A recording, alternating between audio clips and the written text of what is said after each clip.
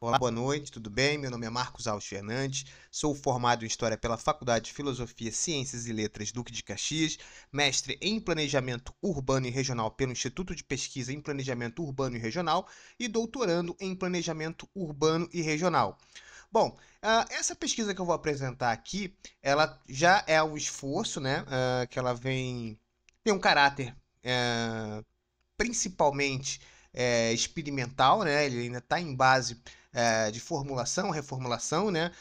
De reconfigurações, né? Do âmbito teórico, metodológico e empírico, de alguns ajustes, etc. Mas ele é um ponto de partida que pode ajudar a compreender melhor, né, a estrutura social da desigualdade regional no Brasil, né? Tentar compreender, né? Ou a gente sabe que no estudo das ciências, de um modo geral, o pesquisador ele acaba contribuindo, a partir de um corte arbitrário da realidade, a realizar uma representação dessa fração do mundo, né? Desse recorte do mundo. Enfim, e que ajuda a legitimar a compreensão do mundo social, né? Portanto, ele está em disputa com outros campos também, né? Ele está em conflito para poder compreender esse mundo. E aí esse estudo ele vem a calhar justamente para a gente pensar de forma mais coesa e também de forma mais crítica, né, as desigualdades estruturais que condicionam as regiões no Brasil, né, a forma como elas são representadas ou como elas são expressas especificamente em políticas públicas que possam contribuir para a transformação positiva, né? E também para o campo acadêmico, né? O campo científico, né? Esse trabalho ele pode ajudar a compreender essa defasagem entre as regiões do Brasil.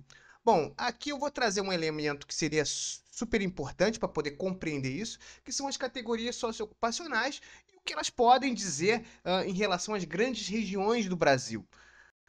Portanto, esse projeto ele nasce de duas questões principais, né? Que seriam como se expressam as desigualdades de classe e divisões de classe entre as regiões do Brasil. Como, essa é a primeira, né? E a segunda é como se expressam as desigualdades no interior da própria região, ou seja, uma análise intrarregional. A primeira ela vai tentar ter um caráter mais exógeno, de comparação entre as regiões, né? E a segunda, principalmente no seu aspecto absoluto e no seu aspecto percentual. E por fim, vou fazer uma análise em relação a essa própria região, né? O que ela tem a dizer entre ela em relação à sua estrutura de classe. Bom, aqui eu vou usar a teoria, vamos dizer aqui, é uma articulação da teoria, metodologia e a empiria, né? Portanto, eu vou utilizar o esquema de estratificação social elaborado pelo Observatório das Metrópoles, inspirado pela noção de espaço social. Espaço social que por sua vez é um espaço multidimensional de posições relativas, onde cada posição pode pode ser definida, né, a partir da função de um conjunto multidimensional de coordenadas, logo de valores que correspondem ao volume total de capital possuído pelos agentes e a sua composição, isto é, o seu peso relativo nas diferentes formas de capital se expressam no conjunto, né? Esse é um trabalho do Pierre Bourdieu, uma noção do Pierre Bourdieu, né? Ou melhor, um conceito do Pierre Bourdieu, que tenta expressar as classes sociais no papel, né?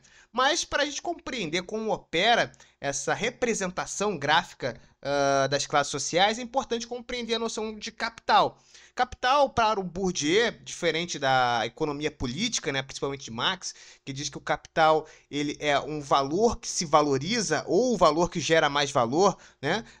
Para Bourdieu é um pouco diferente. Ele rompe com esse paradigma do campo econômico e ele atua de modo mais flexível, mais arqueável, né? O capital para Bourdieu ele é um tipo de poder que confere vantagens concorrenciais na luta pelo monopólio da distribuição de capitais de um determinado campo, né? E esses capitais, eles se expressam de modo multifacetado, né? Ele não tem uma forma unívoca, ele se expressa de várias maneiras, tendo os dois principais, né? Que seria o capital econômico e o capital cultural. E também tem o capital social e o capital simbólico.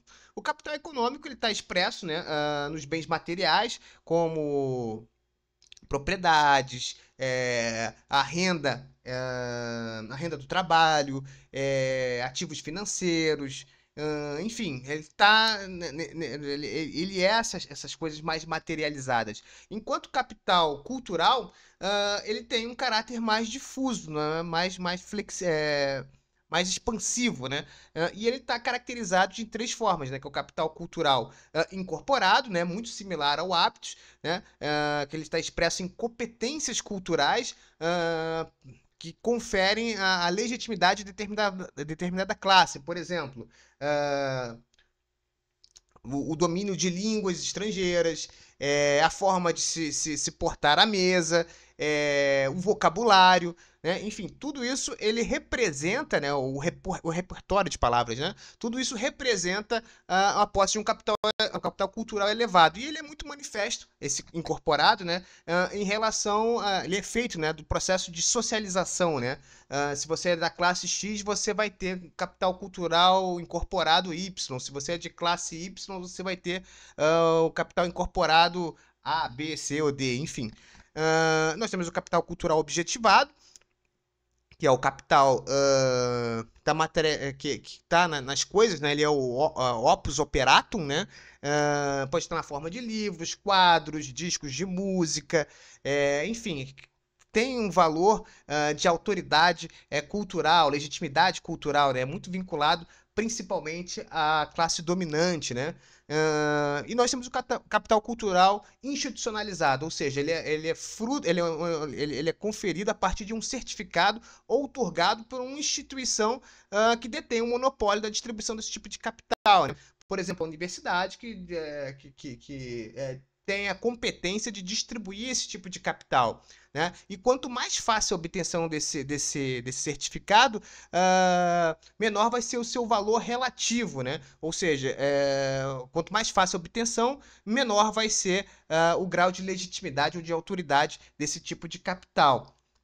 Bom, aqui, para elucidar de forma mais clara o que o Bourdieu pretende fazer com o espaço social, o que é o espaço social, nós temos a representação gráfica do espaço social, né? A gente pode perceber que ela tem dois eixos sincrônicos, né, que representam um volume global de capitais e a estrutura desses capitais, né? E nós temos um corte diacrônico aqui, né, que seria a trajetória, né? Enfim, uma origem, um destino. É importante a gente frisar aqui que aqui você pode mensurar de forma representativa, né, como se configura o espaço social. Se a gente for pegar esse quadrante aqui da minha direita, né, onde você tem mais capital econômico, é aqui que vai pesar mais o capital econômico, mesmo tendo um capital cultural também mais elevado. Da mesma forma, nós temos aqui do outro lado esse quadrante mais à esquerda, né? Ele representa mais capital cultural, né? Enquanto esses de baixo, esses quadrantes, eles têm um com menos capital cultural e outro com menos capital econômico, onde tem pesos menores. Aqui eu fiz esse corte, né? Que ele configura o seguinte: a pessoa que tem menos capital cultural, mas tem uma posse que tem um peso maior de capital cultural, ele se transfere ele faz um corte diacrônico, justamente para chegar nesse quadrante onde tem um peso maior do capital cultural, menor do capital econômico, mas o seu volume é maior do que os dois quadrantes de baixo, né? Bom, fechando essa parte do espaço social, compreendendo o espaço social, nós chegamos à parte metodológica, né? Onde nós temos as categorias socioocupacionais, né? Que foi desenvolvido ali pelo Observatório das Metrópoles, né?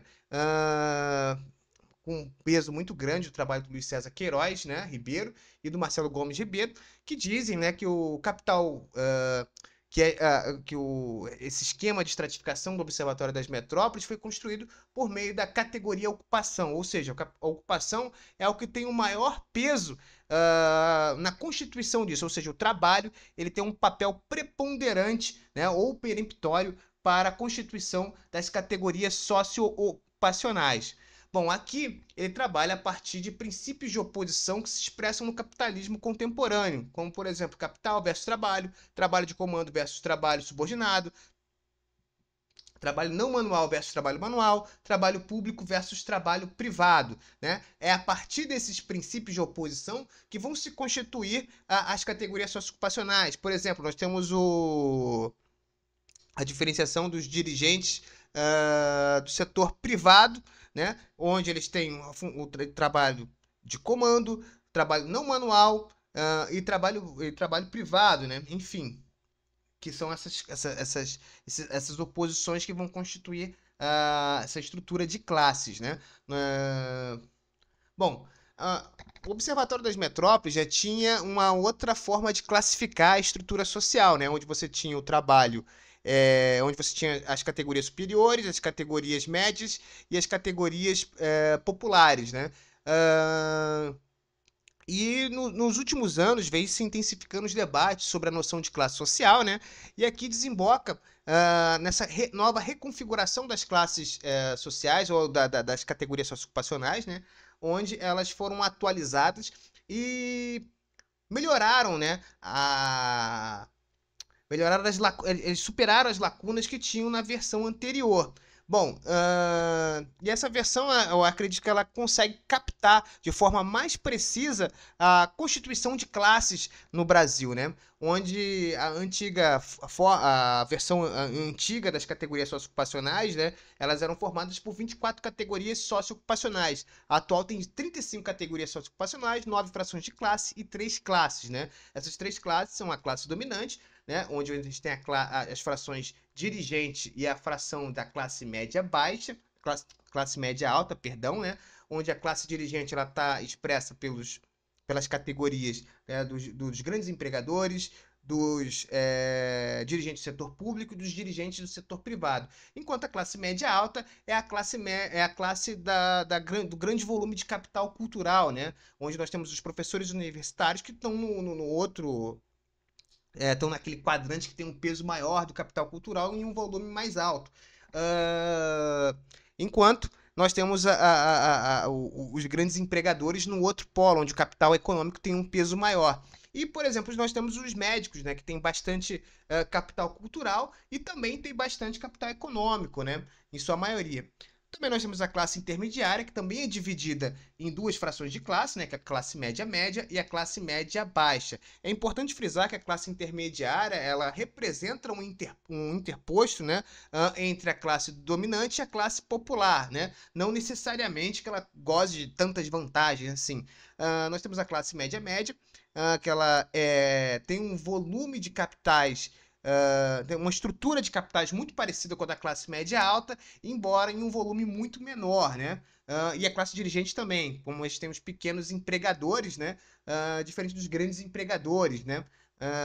Que pertencem à classe dirigente. Um exemplo, ou nós temos os professores de ensino fundamental e médio, que também se encontram representados na classe média alta, entretanto, de uma perspectiva de homologia, né? São homólogos, entretanto, com volumes diferentes de capital.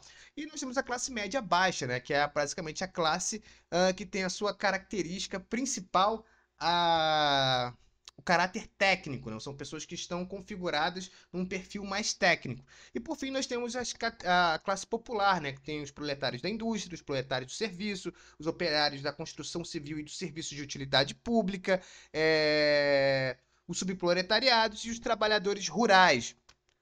Bom, aqui uma representação mais fidedigna do que a gente tenta fazer aqui nas categorias socioocupacionais.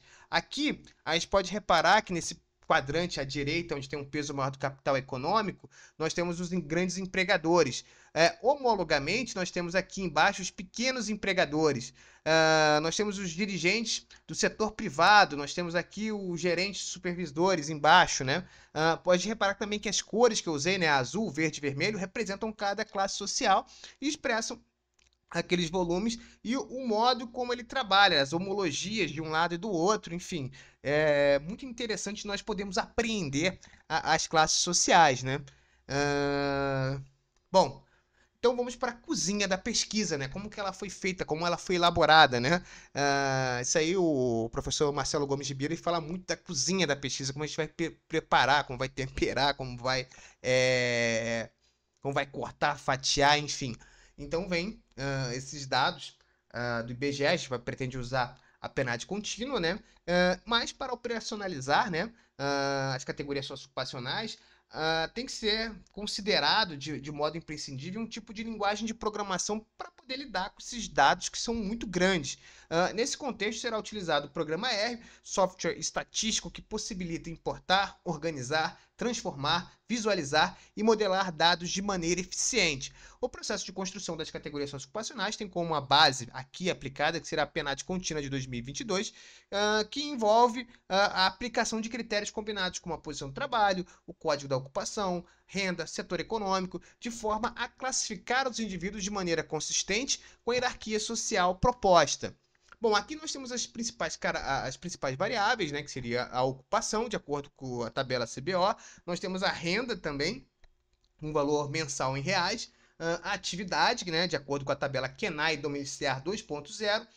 Nós também temos a posição na ocupação e, por fim, o setor, né, de acordo com a classificação definida com base na atividade.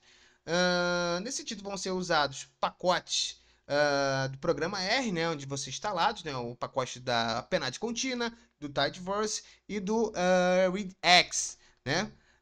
E para a organização dessa filtragem, né, será definido um diretório de trabalho de importação de base de dados da PNAD contínua de 2022, onde serão apenas filtradas pessoas ocupadas, né? Tendo como as variáveis principais ocupação, né? A posição na ocupação, a atividade econômica, o setor de atividade, a escolaridade, a raça e etnia, a renda e o peso amostral, né? Também vamos aplicar aqui a remoção de registros com não valores, os famosos NAs, que dão uma dor de cabeça do caramba, né?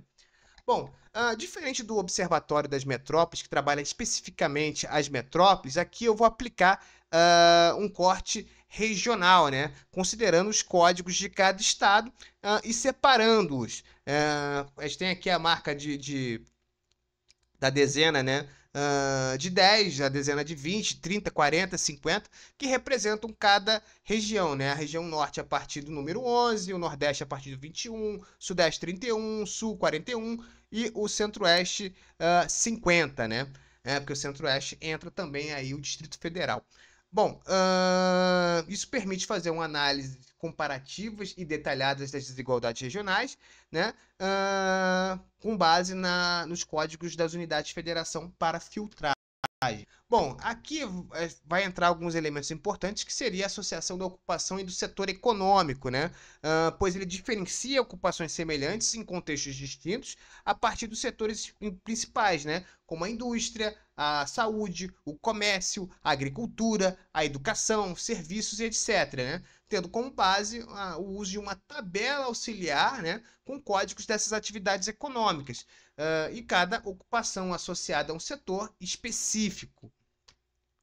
Bom, o primeiro elemento para poder diferenciar determinadas classes seria o emprego da variável renda, né? Ela é importante principalmente para poder diferenciar indivíduos pertencentes à categoria grandes empregadores e pequenos empregadores, né, que tem níveis de capital econômico distintos, para poder separá-los, né, tendo como critérios a posição ocupacional e a renda. Aí vai ser aplicada a posição e também fazer um registro da renda média desse grupo para poder diferenciá-los, né? Os grandes empregadores teriam a renda média,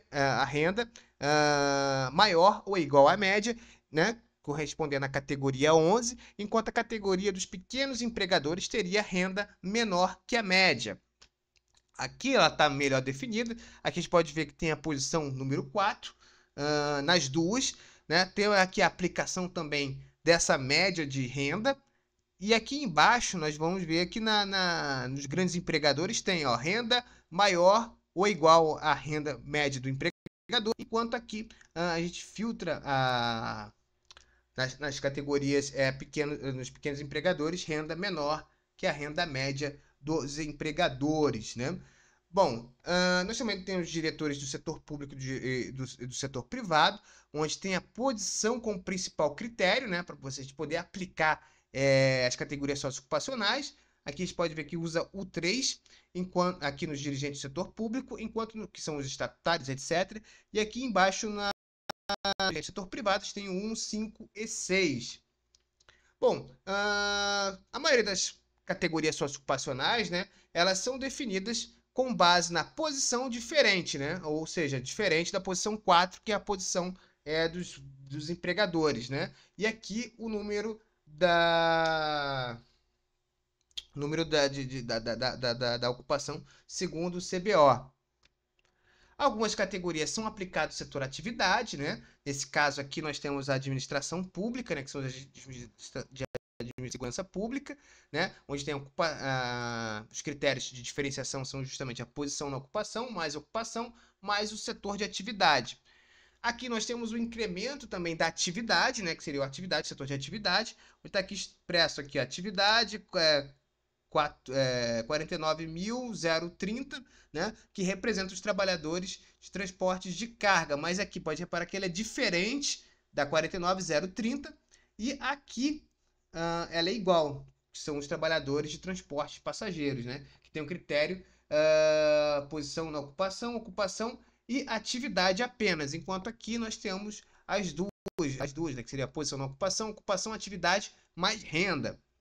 Bom, no final a gente junta toda essa base de dados, essas categorias numa tabela só, para em seguida aplicar uma outra tabela auxiliar que tem a função de poder encaixar as classes e as frações de classe correspondentes a cada categoria. Bom, depois de feito todo esse trabalho, nós fazemos uma contagem da região e podemos aplicar a questão de escolaridade, a questão de raça, a composição de renda e etc, né? E aqui nós temos as regiões do Brasil, né? Que será o foco. Aqui eu fiz usando o R, né? Ficou meio simplesinho, né? Mas para o que eu me propus a fazer, né? Que seria poder diferenciar as regiões, ele tem o seu caráter ilustrativo bastante eficaz. Bom, aqui nesse primeiro gráfico, né? A gente pode observar, né? Que a classe popular a classe popular, a classe intermediária e a classe dominante são predominantes na região Nordeste, portanto, a níveis de análise absoluta, os maiores bolsões de miséria se concentram justamente no Sudeste, né? Onde tem um número maior de pessoas nessas condições precárias, mas nós também podemos observar o Nordeste aqui com alguns problemas. O Nordeste é a segunda região com o maior número populacional de pessoas. Entretanto, quando nós pegamos aqui a classe dominante, por exemplo, ela é menor do que a da região Sul, que tem uma população menor do que a da região Nordeste, né? Nós também podemos ver um peso grande aqui da classe popular em todas as regiões, né? Elas são bem altas, né? Enquanto a classe intermediária ela é muito grande justamente no Sudeste, e assim como a classe dominante também é muito grande no Sudeste. A gente pode tirar aqui, né, a predominância, né, em todas as classes sociais concentradas no Sudeste, né? Onde se destaca amplamente em todas as categorias, o que reflete a sua condição de região mais populosa e economicamente desenvolvida do país. Na classe dominante, o Sudeste tem a maior concentração, com um volume bastante superior às demais regiões, como foi expressa ali no gráfico. Na classe intermediária, ela também lidera, né, com um número estimado em torno de 13 a 14 milhões.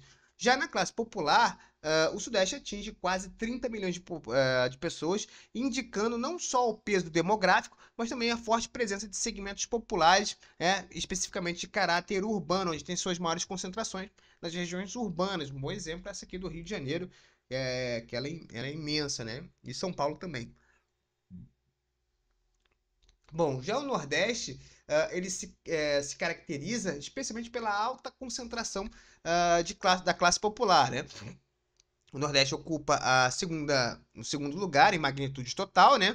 Na medida em que a classe popular ela é predominante, né? Com um número superior a 15 milhões de pessoas, ficando atrás apenas do Sudeste em números absolutos. A classe intermediária também é muito menor que a do Nordeste, indicando uma estrutura social com base fortemente popular. E a classe dominante é pequena, né, refletindo a alta concentração de renda e menor dinamismo econômico em relação a todas as regiões do Brasil, né?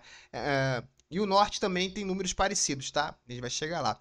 Essa configuração evidencia que o peso da classe popular é desproporcionalmente alto em relação às classes médias e dominantes na região Nordeste, né? O Sul também se caracteriza por ter uma composição intermediária maior, né? O Sul aparece com valores medianos, de um modo geral. Sua classe dominante é pequena, mas maior do que a do Nordeste e percentualmente é maior do que a do Norte, né? E percentualmente maior do que a do Nordeste, né? Já a classe intermediária tem um tamanho considerável, próximo à do Nordeste, porém percentualmente maior. Já a classe popular é expressiva, mas inferior à do Nordeste, sugerindo uma estrutura social mais equilibrada e menos concentrada na base. Mas isso não quer dizer que ela não tenha desigualdade, né? O Norte, um forte peso, né, da classe popular e uma pequena elite, né? O Norte apresenta números menores em todas as classes, né? Coerente com seu tamanho populacional em relação à região e em relação às outras também, né? A classe popular é a mais numerosa, né, refletindo a desigualdade, e já as classes dominantes e intermediárias têm participação muito limitada, o que confirma o seu caráter periférico regional do Norte. Já o Centro-Oeste tem um perfil misto que tem uma expressiva classe intermediária, né? Acredito que é muito fruto do peso de Brasília, né? O Centro-Oeste tem proporções intermediárias entre as regiões, de menor e maior população. Já a classe dominante é pequena, mais visível. Já a classe intermediária e a classe popular aparecem com números equilibrados, o que sugere uma estrutura social relativamente mais diversificada, possivelmente influenciada pelo peso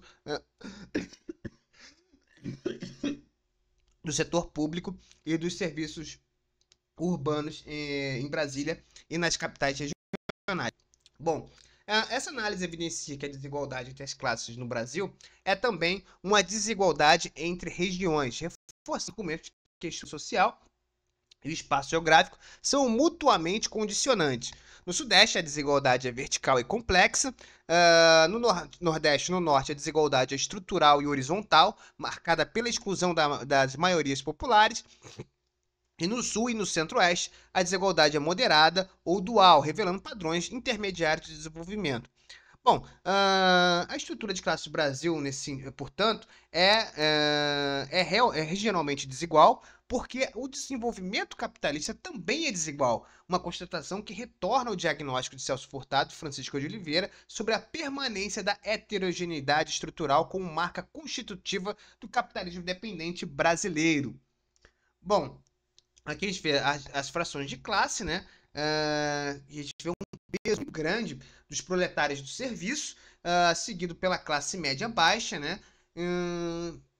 E depois pela classe média e o subproletariado, né? E a gente pode ver que eles estão mais concentrados justamente no Sudeste, que se destaca em todas as categorias, em todas as frações de classe, né?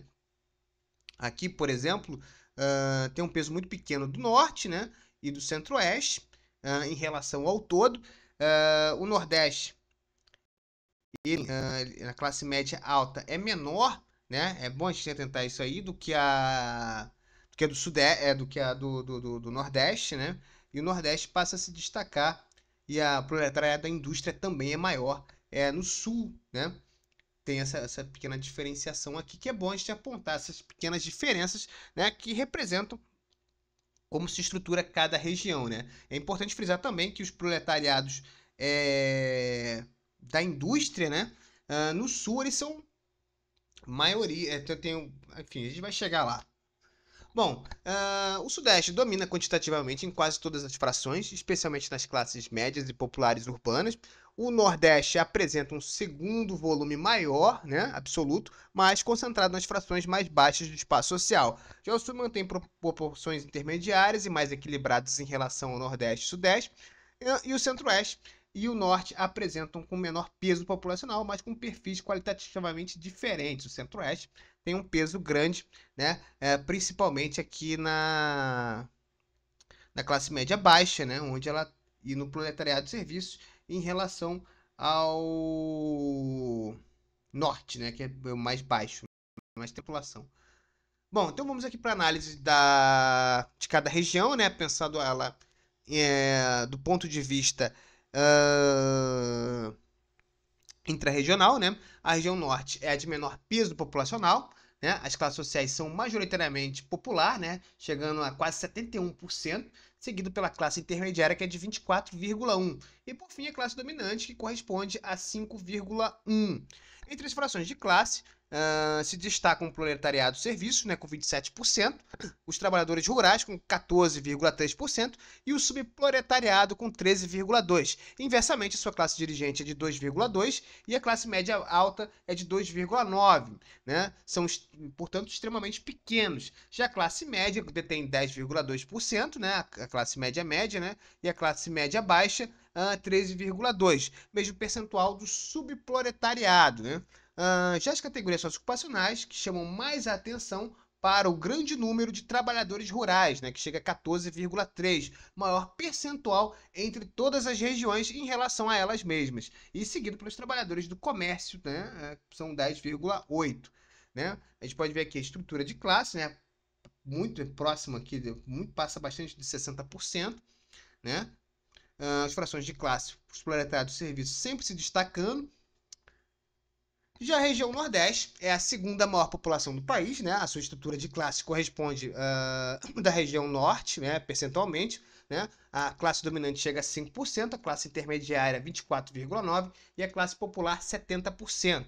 As frações de classe da região Nordeste têm forte presença do proletariado de serviços, né? 28,1%, maior do que a média do Norte, né? Seguida pela classe média baixa, 14%, e o subproletariado, com 13,4%. Outro sim, é representativo o peso dos trabalhadores rurais, de 12,1%. Né? As frações correspondentes à classe dominante também são pequenas, como da classe dirigente, 2,3%, e a classe média alta, 2,8%. Os trabalhadores rurais são os mais representativos, com 12,1%, seguidos pelos trabalhadores do comércio, 12%, do ponto de vista das suas frações de classe. Aqui a gente tem ela muito parecida com a região norte, né? Pouquíssima diferença, né? Bom, já a região sul se destaca como a terceira mais populosa do país, né? E por ter uma participação maior percentualmente da classe dominante, né? Que é 8,5%, e a classe intermediária 29,1%. E entre todas as regiões do Brasil, ter o terceiro menor percentual da classe popular, né? Que é de 62,4%. Sua fração de classe com maiores percentuais são os proletariado serviço, 23,1%, e a classe média baixa, 16,4%.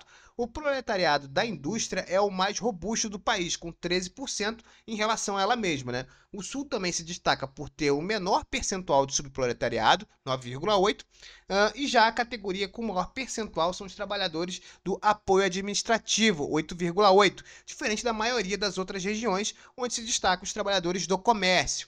Né? A gente pode ver que aqui a linha já está mais próxima dos 60, ela já não é tão desigual, é desigual, evidentemente, tanto que a estrutura é muito parecida, mas não, a classe popular não chega a ser tão grande quanto das outras regiões. Né? Aqui a gente pode reparar um peso grande aqui dos trabalhadores da indústria, né? Que é superior, inclusive, da classe média, né? E perdendo aqui, porque a classe média baixa, né? A gente tem que destacar que ela tem um poder maior no setor administrativo, né? Bom, a região sudeste é a região que conta com a maior população do país, portanto, em números absolutos, possui a maior fatia das classes sociais e frações de classe do país. Também concentra em relação a si mesma a maior parte da classe dominante, 10,5%, a classe intermediária, 30,6%, e o menor percentual da classe popular, né? De todos, em relação a ela mesma, que é 58,9%, junto com o Centro-Oeste, né, as únicas abaixo de 60%. Entre as frações da classe, né, é importante frisar a maior participação da classe dirigente, né, que é 3,7%, e a classe média alta, 6,7%. Já o proletariado do serviço é a maior fração de classe, com 25,8, seguido pela classe média baixa, 17,8. Já as categorias dos trabalhadores de serviço e trabalhadores de apoio administrativo, ambas detêm 9,1, sendo as maiores. Os profissionais da gestão e dos negócios também são as maiores do país, com 3,5. Bom, a gente pode reparar que é a primeira região que tem um número menor percentualmente em relação a ela mesma, de 60% em relação à classe popular, né? Também tem a maior classe dominante e uma classe intermediária maior. Em números absolutos, ela é maior disparada, né? Aqui tem as frações de classe, a gente vê que a classe média alta tem, as classes mais altas, elas têm um peso maior, né? E isso sempre se destacando. Mas em relação à classe média e à classe média baixa, o proletariado da indústria é pequeno, né? Se comparado, por exemplo, com a região sul. Bom, a última região, né, que é a região centro-oeste, é a segunda menos populosa do país, ficando à frente apenas do norte. As classes sociais se configuram da seguinte forma, né? Classe dominante, 7,6%, classe intermediária, 32,9% e a classe popular em 59,5%. Destaque para a classe intermediária, né? A maior do país em relação às pessoas ocupadas da região, com 32,9%, né? 32,9% não, é isso aí. Ela tem um peso maior, inclusive, do que a região sudeste. E isso também se deve muito a influência de Brasília, né? É bom sempre destacar que a região centro-oeste tem Brasília, que é o polo político do país, o centro político do país. Entre as frações de classe, né, vale ressaltar o peso maior do proletariado dos serviços, com 27,2%, seguido pela classe média baixa, né, com 16,9%. Em suas categorias sociocupacionais, duas chamam a atenção, né, que são os dirigentes do setor privado, com 8,8%, a maior do país, e os trabalhadores, a segunda maior do país, perdão, e os trabalhadores do apoio administrativo com 10,1%. Esse sim, o maior do país, proporcionalmente, né? Você pode ver aqui. Bom, conclusão. A análise das categorias sociocupacionais evidencia que a estrutura de classe do Brasil é marcada por desigualdades regionais profundas, com o Nordeste Sudeste concentrando a maior parte do contingente populacional em todas as classes, especialmente nas médias e dominantes, enquanto o Norte e Nordeste apresentam forte predominância da classe popular e baixa participação das classes dominantes e intermediárias. O Sul e Centro-Oeste, né, exibiam um perfil mais equilibrado, com presença relativamente maior das classes intermediárias e dominantes, embora ainda muito inferior ao Sudeste. Essa distribuição confirma que o desenvolvimento capitalista do Brasil é fortemente desigual e que a configuração social e econômica do país se reproduz de forma heterogênea no território, refletindo padrões históricos de concentração de renda e acesso a oportunidades. Como os próximos passos, né, para essa pesquisa, seria necessário aprofundar a análise sobre os efeitos de desindustrialização regional, os fluxos migratórios internos, as desigualdades raciais, a renda per capita e a escolaridade, a fim de compreender melhor as dinâmicas de mobilidade social e de inserção entre território e trabalho nas diferentes regiões do Brasil. Bom, muito obrigado.